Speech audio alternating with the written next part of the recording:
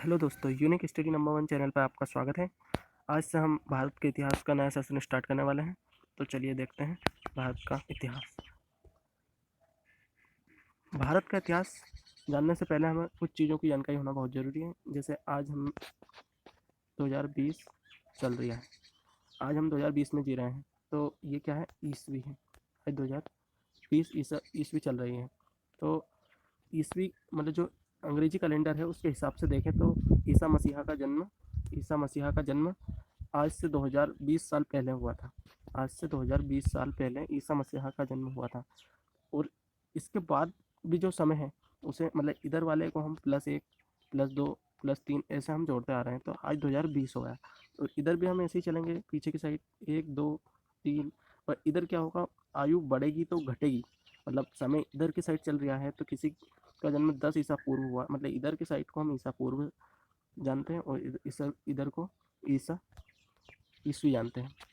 मतलब ईसा मसीहा के पहले और ईसा मसीहा के बाद। तो किसी का जन्म 10 ईसा पूर्व हुआ है और वह 5 ईसा पूर्व मर गया है, तो 5 साल उसकी उम्र होगी। ऐसे उसे हम समझ सकते हैं। तो ईसा ईसा पूर्व और ईस्वी ये सब हमको समझ में आ गया होगा।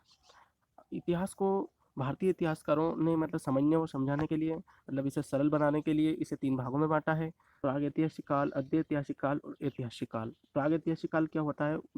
वह काल जो मतलब पूरा पत्थरों पर बेस्ड है।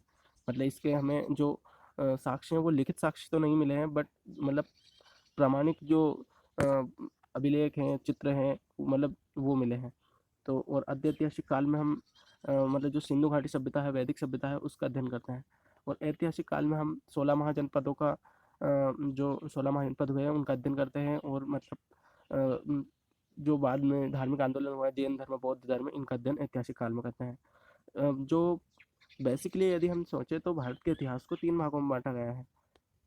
3 भागों में बांटा गया है। तो कौन कौन से? वो प्राचीन भारत का इतिहास, यदि हम इसे समझें तो ये सब प्राचीन भारत के इतिहास के अंतर्गत हम पढ़ते हैं। मध्य भारत का इतिहास, मेडिवल हिस्ट्री, जो कि दिल्ली सल्तनत और मुगल काल को पढ़ते हैं, वो मध्य भारत में पढ़ते हैं।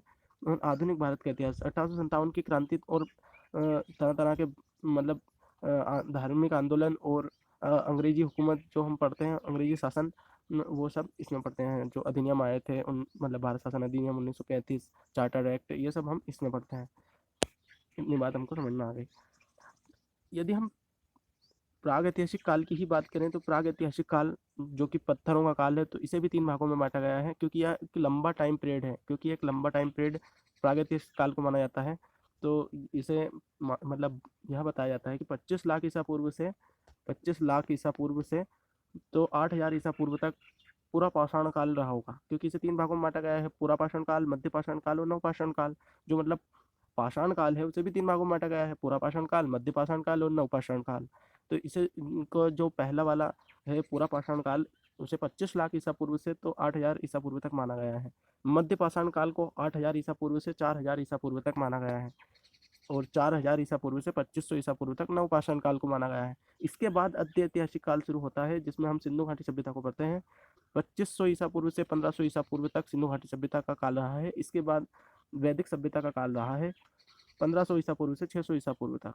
और जिसको भी हम 2 पार्ट में पढ़ते हैं, एक ऋग्वैदिक काल और एक उत्तर ऋग्वैदिक काल। ऋग्वैदिक काल 1500 ईसा पूर्व से 1000 ईसा पूर्व तक, और उत्तर ऋग्वैदिक काल 1000 ईसा पूर्व से 600 ईसा पूर्व तक। पहले के इतिहासकारों को की यह मान्यता थी कि सिंधु घाटी सभ्यता पहले नहीं है, पहले वैदिक सभ्यता है, उसके बाद सिंधु घाटी सभ्यता है। पर जब इसके जो साक्ष्य मिले हैं, उनकी रेडियो कार्बन डेंटिंग हुई, तो पता चला कि सिंधु घाटी सभ्यता पहले की है और वैदिक सभ्यता इसके बाद की है। इतना हमको समझ में आ गया।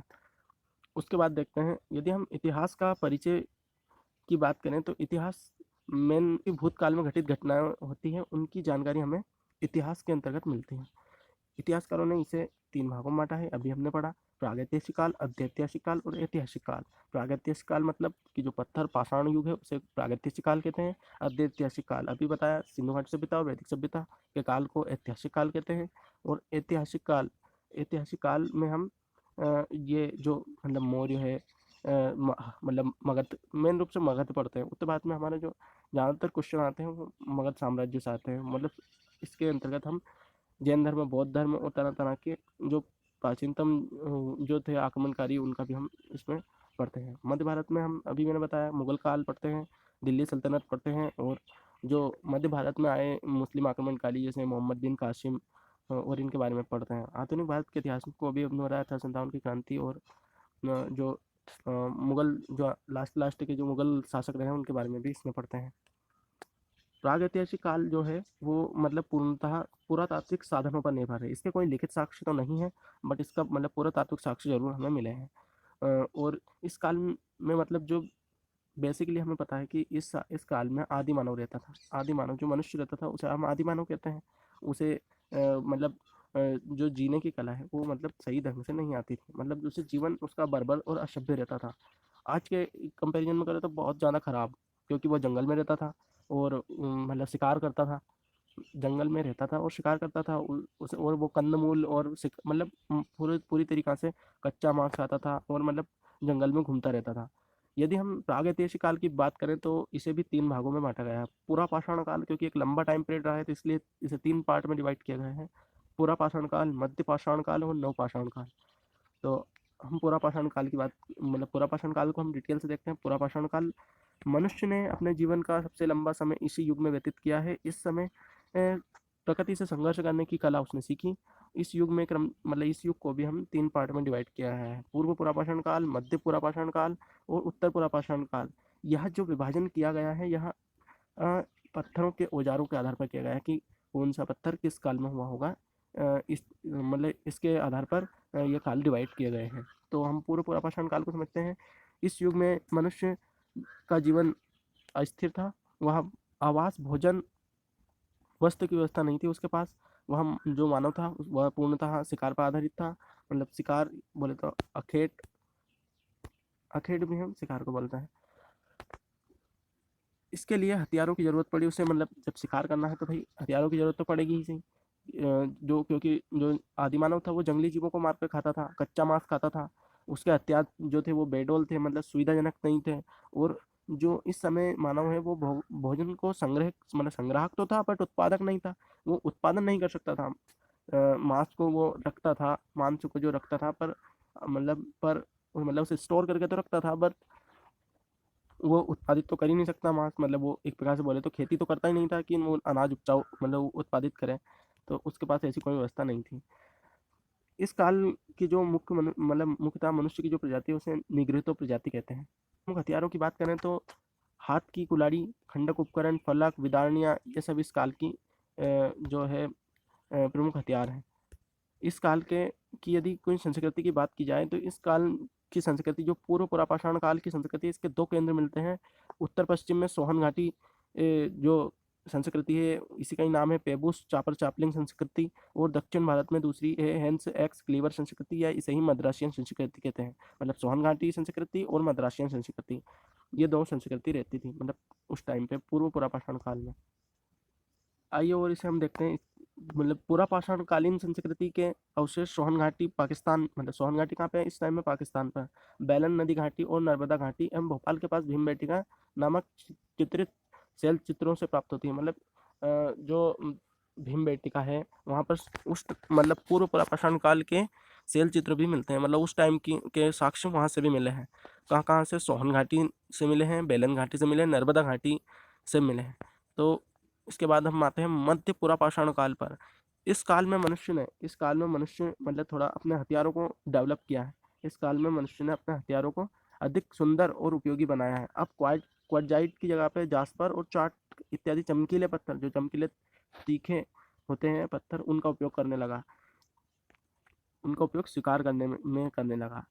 इसलिए प्रसिद्ध भारतीय पुरातात्विक व्यक्ति डॉक्टर H.D. सांकलिया ने मध्य पुरापाषाण काल को फलक संस्कृति का नाम दिया है। मतलब ऐसे पत्थरों का यूज़ करने की, मतलब जब वो जास्पर और मतलब जेस्पर और चार्ट्स के जो पत्थरों का उपयोग करने लगा, इसलिए इसे फलक संस्कृति का नाम दिया गया है। उत्तर पुरापाषाण काल को समझते हैं। उत्तर पुरापाषाण काल, हिमयुग के अंतिम चरण के दौरान उत्तर पुरापाषाण कालीन संस्कृति का उदय हुआ। इस युग में होमोसेपियंस, मेन वर्ड है होमोसेपियंस का उदय हुआ। आज का मानव क्या है, होमोसेपियंस है। मतलब उत्तर पुरापाषाण काल के मनुष्य हमारी तरह दिखते होंगे, ये सबसे समझने की बात है। इस काल में मानव विकास की प्रक्रिया और अधिक तीव्र हुई। इस युग में पत्थर फलकों का उपयोग बढ़ गया, मतलब जो फलक संस्कृति थी वो अपनी चरम सीमा पे थी, ये समझ सकते हैं। इसके बाद आया मध्य पाषाण काल। मध्य पाषाण काल बहुत दिनों तक विद्वान ऐसा मानते रहे कि मध्य पाषाण काल का कोई अस्तित्व ही नहीं है, मतलब इसे नहीं मानते थे।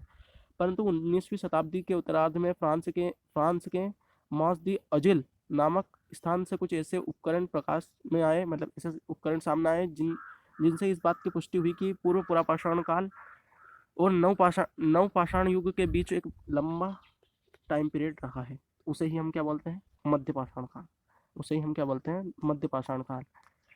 मध्य पाषाण काल में जनसंख्या में वृद्धि और अखेट की सुगमता। मनुष्य अब छोटी छोटी, मतलब जो शिकार करने के लिए वो क्या करता था, छोटी छोटी टोलियों में निकलता था, क्योंकि जंगली जीव एक मनुष्य के को आसानी से मतलब शिकार नहीं कर पाता थे, तो वो अब छोटे छोटे टोलियों में शिकार करने लगे। और क्या है कि थोड़ी जनसंख्या भी, मनुष्य ने अपनी जनसंख्या बढ़ाई उस काल में। इसके बाद वह स्थायी निवास के साथ साथ कृषि की मतलब भाई मध्य पाषाण काल में कृषि की शुरुआत हुई बस्तियों में। मनुष्य मतलब स्थायी निवास तो उसने कर ही लिया। अब भाई खेती कर रहा है कोई व्यक्ति, यदि कृषि कर रहा है तो वो चल तो सकता ही नहीं इधर उधर, मतलब ऐसा कि अपनी खेती को दूसरी साइड तो नहीं ले जा सकता उठा के भाई। मतलब जो सरफेस है, जगह है, फील्ड है, उसे अपने साथ अदर जगह तो नहीं ले जा सकता ना। तो इसलिए वो वहीं पे रहने लगा, मतलब उसका स्थायी निवास करना। और भाई मध्य पाषाण काल में ही उसने आग की खोज कर ली। आग की खोज कर ली। मध्य पाषाण काल में प्रयुक्त होने वाले उपकरण बहुत छोटे थे, इसलिए इन्हें माइक्रोलिथिक कहते हैं। मैं बहुत छोटे छोटे उपकरणों का यूज़, मतलब बहुत छोटे छोटे पत्थर और इनका उपयोग करने के कारण, मतलब जो पत्थर औजार जो थे उसके, मतलब जो शिकार करने के औजार थे, उन्हें माइक्रोलिथिक कहते हैं। मध्य प्रदेश के आजमगढ़ और राजस्थान के बागौर में पशुपालन के प्राचीनतम साक्ष्य मिले। मतलब मध्य पाषाण काल में ही मनुष्य पशुपालन करने लगा था। और उसने पहला पशु कौन सा पाला था? कुत्ता। कुत्ता पाला था भाई। कुत्ता क्यों पाला? क्योंकि भाई वो सबसे पहले शिकार पर उसका जीवन जो बेस्ड था, तो कुत्ता ही ना शिकार करने में उसकी मदद करता था, इसलिए उसने कुत्ते को पाला। इस काल में मानव अस्थिपंजर यानी का सबसे पहला अवशेष प्रतापगढ़ उत्तर प्रदेश के सराय नहर और मरदहा नामक स्थान से प्राप्त हुए। मतलब ये दोनों, जो प्रतापगढ़ है उत्तर प्रदेश में और मरदहा है, तो वहाँ से मतलब जो अस्थि, मतलब हड्डियों का ढांचे, ये सब भी इस काल के प्राप्त हुए हैं। मध्य पूरा पाषाण काल में मनुष्य ने अपने उपकरणों को ज़्यादा सुंदर बनाया। इस संस्कृति के मध्य पाषाण काल जो संस्कृति, इसके प्रमुख स्थल कहाँ कहाँ मिले हैं? तो बेलन घाटी उत्तर प्रदेश में है, कृष्णा घाटी कर्नाटक में है, धसान धसान बेतवा मध्य प्रदेश में है, और नेवासा नेवासा महाराष्ट्र में है। मध्य पाषाण कालीन समाधियों में मनुष्य के साथ साथ कुत्ते को भी के अस्थि पंजर भी मिले हैं। मतलब ये जो साक्ष्य है कि अपने मालिक के साथ साथ कुत्ते दफनाए जाने का जो साक्ष्य है, वो भी मध्य पाषाण काल से संबंधित है। और जो यहाँ बुर्जुहोम, जो कि जम्मू कश्मीर साइट है, वहाँ से भी मतलब इसके साक्ष्य मिले हैं। नवपाषाण काल की बात कर रहे हैं। नवपाषाण काल यद्यपि कालक्रम के हिसाब से यहाँ सबसे छोटा मतलब जो टाइम पीरियड रहा है, वो सबसे छोटा यही रहा है, नवपाषाण काल। क्योंकि अभी हमने देखा टाइम पीरियड भी बहुत ज़्यादा उन दोनों का है, पूरा पाषाण काल और मध्य पाषाण काल का। तो यह उनकी अपेक्षा में थोड़ा छोटा है। तद्यपि सारे क्रांतिकारी परिवर्तन इसी युग में आए। वस्तुतः मनुष्य ने जिस समय सुचारू रूप से कृषि आ रहे, मतलब सही ढंग से जो कृषि स्टार्ट की है, वो नवपाषाण काल में की। नवपाषाण काल में क्या क्या किया उसने? पहिए की खोज की। पहिए की खोज की। अब भैया पहिए की खोज की तो यह बहुत बड़ी खोज रही कृषि के क्षेत्र में भी और व्यापार के क्षेत्र में भी। यह कृषि कार्य आरंभ किया, मतलब उसने कृषि कार्य सही ढंग से आरंभ किया। वह भोजन संग्राहक और भोजन उत्पादक बन गया। अब वह मतलब भोजन को स्टोर भी कर सकता था और प्रोड्यूस भी कर सकता था। उसी समय नवपाषाण युग का आरंभ माना जाता है। मतलब जब जो आदि मानव था, आदि मानव तो नहीं कह सकते, उस टाइम का जो मनुष्य था वो मतलब जब स्थायी रूप से रहने लगा, आग की खोज उसने कर ली। और वहाँ मतलब ऐसा नहीं है, शिकार तो चल रहा था, शिकार तो जब भी हो रहा था, क्योंकि भाई और उसने खेती भी करना स्टार्ट कर दिया। तो इसी काल को माना जाता है नवपाषाण काल। नवपाषाण युग के नवपाषाण युग के प्रथम प्रस्तर उपकरण उत्तर प्रदेश के टोंस नदी घाटी में सर्वप्रथम 1860 में लेमेस्वियर ने प्राप्त किए। नवपाषाण युगीन प्राचीनतम बस्ती पाकिस्तान के बलूचिस्तान प्रांत के मेहरगढ़ में है। मेहरगढ़ देखो ये मैप में मेहरगढ़ है। बुरजोहम, बुरजोहम से अभी मैंने बताया कि कुत्ते जो मालिक के साथ कुत्ते दफनाने का साक्ष्य यहाँ से बुरजोहम से प्राप्त हुआ है। और मेहरगढ़ ये पाकिस्तान के बलूचिस्तान प्रांत में है। मेहरगढ़ से प्राचीनतम कृषि के साक्ष्य मिले हैं। प्राचीनतम कृषि के साक्ष्य मिले हैं। बुरजोहम से प्राप्त कब्रों में पालतू पशुओं के साथ को मालिक के साथ दफनाए जाने जाने के साक्ष्य मिले हैं। यह प्रथा भारत के किसी भी अन्य नवपाषाण कालीन स्थल से प्राप्त नहीं हुई है। मतलब इसके अलावा और कहीं से ऐसे प्रमाण नहीं मिले हैं। चिरान, बिहार राज्य में चिरान है। चिरान यहाँ पे बताया गया है, यहाँ पे चिरान बिहार राज्य के नवपाषाणकालीन स्थलों में से एकमात्र पुरातात्विक स्थल है जहाँ प्रचुर मात्रा में हड्डी के उपकरण पाए गए हैं जो मुख्य रूप से हिरण के सींग के हैं। ये उपकरण ताम्र पाषाणकालीन काल के प्रतीत होते हैं। इलाहाबाद के निकट कोल्डी हवा एकमात्र ऐसा नवपाषाणकालीन स्थल है जहाँ से चावल के प्राचीनतम साक्ष्य हैं। चावल के प्राचीनतम साक्ष्य 6000 ईसा पूर्व के प्राप्त हुए हैं। मतलब यदि हम एक हिसाब से बोलें तो इसका मतलब यह हुआ कि सर्वप्रथम बोई जाने वाली फसल कौन सी थी? चावल। नवपाषाण पाषाण युग के स्थायी मतलब निवास जो थे वो कृषक समुदाय के थे। मतलब जो कृषि करते थे वही स्थायी निवास करते थे। वहाँ मिट्टी के सरकंडे और गोलाकार तथा आयताकार घरों में रहते थे। मतलब वे उनके घर कैसे हुआ करते थे? गोल और आयत के आकार के हुआ करते थे। मेहरगढ़ में बसने वाले नव पाषाण युगीन लोग अधिक उन्नत थे। वह गेहूं, जौ, कपास आदि उपजाते थे। मतलब इनकी खेती करते थे। वो गेहूं की, जौ की, कपास की और कच्ची ईंटों के घर में रहते थे। दक्षिण भारत में नव पाषाणकालीन सभ्यता का प्रमुख स्थल बेलोरी कर्नाटक प्रांत में है। कुंभकरी सर्वप्रथम इसी काल में दृष्टिगोचर हुई। नवपाषाण काल की प्रमुख उपलब्धि खाद्यान्न उत्पादन और पशुओं के उपयोग की जानकारी और स्थिर ग्रामीण जीवन का विकास हुआ। मतलब नवपाषाण काल की यही उपलब्धि है कि इसमें खाद्यान्न उत्पादन, पशुओं का उपयोग की जानकारी और स्थिर ग्रामीण जीवन का विकास इसी काल में हुआ। इसके बाद हम धातु युग को देख लेते हैं। धातु युग, धातु के आधार पर मतलब जो ये इस काल को भी बांटा जाता है कि कौन से काल में कौन सा धातु प्रयुक्त, मतलब कौन सी धातु की खोज हुई, कौन से धातु किस काम में प्रयोग की जाती थी। नवपाषाण युग के अंतिम चरण में तांबे का उपयोग आरंभ हुआ। मतलब नवपाषाण काल में ही तांबे की खोज हो चुकी थी। कालांतर में कांसे तथा लोहे से भी लोग परिचित हुए। धातु युग के आधार पर कालों को 3 भागों में बांटा गया है: ताम्र युग, कांस्य युग और लोह युग।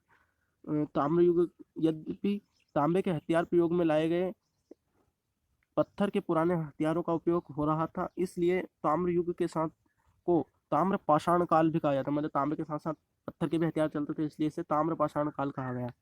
हिमयुग, हिमयुग देखते हैं। हिमयुग ऐसे युग को कहते हैं जिसमें पृथ्वी की सतह और वायुमंडल का तापमान लंबे समय तक कम रहा, जिस जिस जिससे महाद्वीपों के बड़े भूभाग पर हिमानियों यानी ग्लेशियर का निर्माण हुआ, बर्फ जम गई।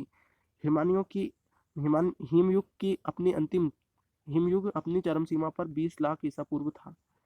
20 लाख ईसा पूर्व था, ऐसा माना जाता है कि हिमयुग लगभग 12,000 ईसा पूर्व समाप्त हो गया है। लेकिन कुछ वैज्ञानिकों का कहना है कि ग्रीनलैंड तथा एंटार्कटिका पर बर्फ की चादरों का होना इस बात का सबूत है कि आज भी हिमयुग अपने अंतिम चरणों में है और अभी समाप्त नहीं हुआ है। जब यह युग अपनी चरम सीमा पर था, तब उत्तर भारत के काफी बड़े क्षेत्र पर बर्फ की मोटी मोटी जो परत होती है वो थी। हिमयुग का संबंध निम्न पुरापाषाण काल से है।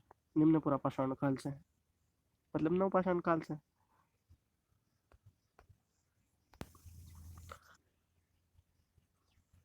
अद्यैतिहासिक काल, यह काल साहित्यिक एवं पुरातात्विक दोनों प्रकार के साधनों पर निर्भर है। मतलब जो सिंधु घाटी सभ्यता है वहाँ पे हमें दोनों प्रकार के साक्ष्य मिले हैं। ऐतिहासिक साक्ष्य भी, मतलब पुरातात्विक साक्ष्य भी मिले हैं हमें और लिखित साक्ष्य भी मिले हैं। अद्यैतिहासिक काल में की लिपियाँ मतलब जो लिपि है उसे हम अभी पढ़ नहीं पाए। मतलब लिखित साक्ष्य तो उपलब्ध है बट उन्हें हम पढ़ नहीं सकते, अभी हम उन्हें पढ़ने में समर्थ नहीं है। कृष्ण लोहित मृतबाण संस्कृति इस काल से संबंधित है। भाई मतलब अद्यैतिहासिक काल बोले सिंधु घाटी सभ्यता में जो मृत भांड यूज़ किए जाते थे। कृष्ण लोहित मृत भांड इन्हें बोलते हैं, कृष्ण लोहित मृत भांड। इसके बाद क्या आया, ऐतिहासिक काल आया। इस काल के लिखित साक्ष्य उपलब्ध हैं और इन्हें पढ़ा भी जा सका है। मानव सभ्य बन गया था। ऐतिहासिक काल में क्या हुआ, मानव सभ्य बन गया था। यह काल पुरातात्विक साक्ष्यों तथा विदेशियों के विवरण पर निर्भर है। मतलब इस काल, तो यह हिस्ट्री का पार्ट 1 है, क्या हिस्ट्री का पार्ट 1 है। इसके बाद हिस्ट्री का पार्ट 2 आएगा, इसमें हम सिंधु घाटी सभ्यता को कवर करेंगे और अच्छे से कवर करेंगे। और वीडियो अच्छी लगी हो तो लाइक करें। धन्यवाद।